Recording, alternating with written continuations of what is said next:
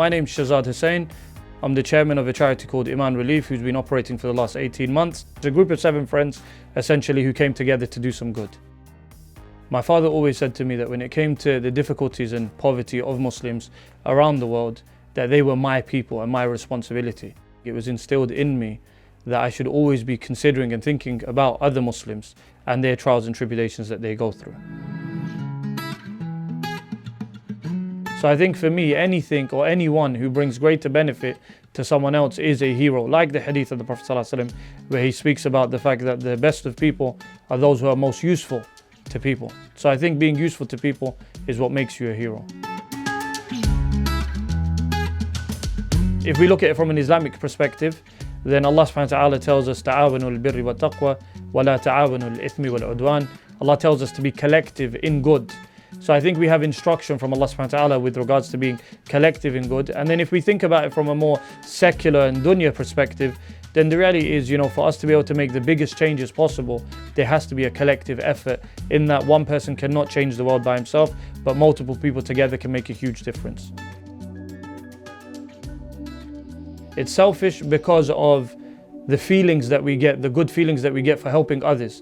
And it's selfless because you're actually helping others and making a change.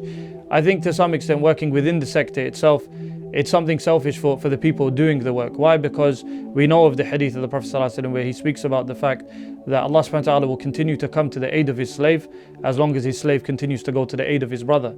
So me, very selfishly as a person, I want Allah's help. I want Allah's help in every element of my life.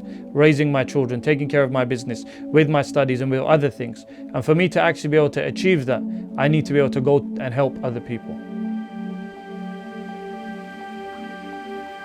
I think we have the greatest example of all in the Prophet ﷺ and the way that he led his companions, in the fact that the Prophet ﷺ was always the one who went through the greatest challenges, the greatest difficulties, was always at the front of all of the work that was being done. So I think with me, it's not a thing of actually trying to be a great leader, but instead it's trying to make the same amount of effort as the rest of the team and making sure that we collectively move forward in a direction where everyone is doing something important. I have a great opportunity for you all today to be able to change the lives of 150 children.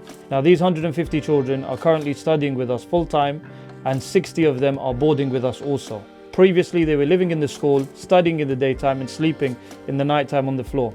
However, with your gracious donations, we've been able to actually build the Emaan Relief Foundation housing unit. The building is complete. However, the internal fixtures and fittings still need to be done. The windows in the building, the tiling of the building.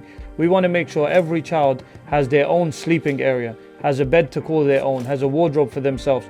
All of the little things that we would want for our own children. Some of these children unfortunately come from circumstances where they have lost both of their parents. Some of these children, yes, they may have their parents, but they come from homes that are tin homes. With that being said, we want to give them substance and quality in their lives, and we can only do that with your support. The reality of humanitarian work and these efforts is that we require everybody to do something. What I want everyone outside to recognize is that you yourself can make a difference to the world. You yourself can make a change and a difference to someone's life. So don't wait for other people to come and do something, but instead take up the initiative and the ownership to do it yourself. Download the HeroCrowd app and donate to our project in Bangladesh. Make a difference to the life of so many children today.